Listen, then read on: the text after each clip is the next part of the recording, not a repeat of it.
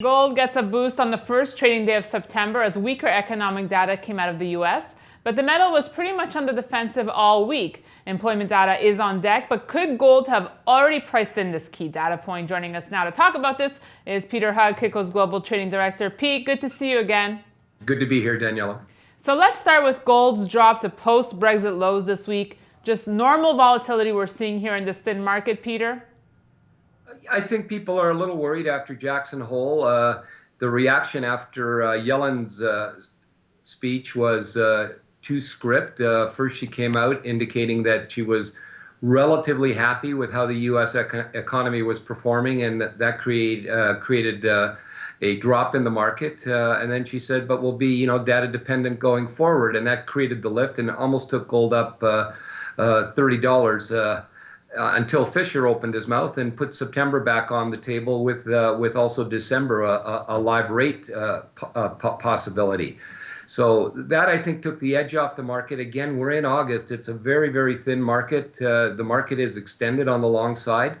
And Fisher's comment that not only is, in his mind, September on the table, but also December, right, spooked the market and, created the sell-off. Well, we didn't get a chance to speak post-Fed, Peter. So how do you see it? Will we see a rate hike in September or December?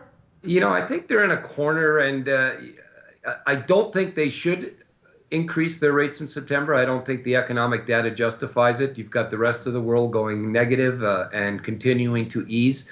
And you have the Fed being the only central bank in the world that wants to tighten into that scenario. Unfortunately, though, I think the Fed has got themselves with an issue of credibility. Some of their data points are being met, especially the employment data point. And inflation, although still muted, is starting to creep up with some wage pressures starting to be pronounced.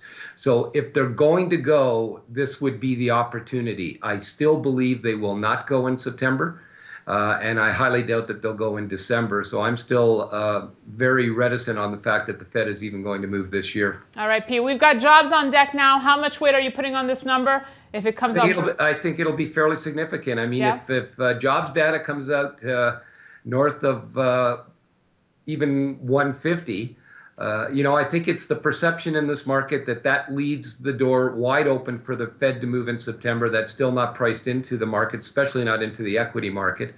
A jobs number under 150, I think, creates a bounce in the precious metals and puts the rate increase, if there is one, coming back out to December. All right, Peter, thanks so much. Have a great long weekend. Yeah, same to you. Thank you. We'll see you next week. And thanks for watching this edition of Kitco's Gold Report. We'll see you tomorrow.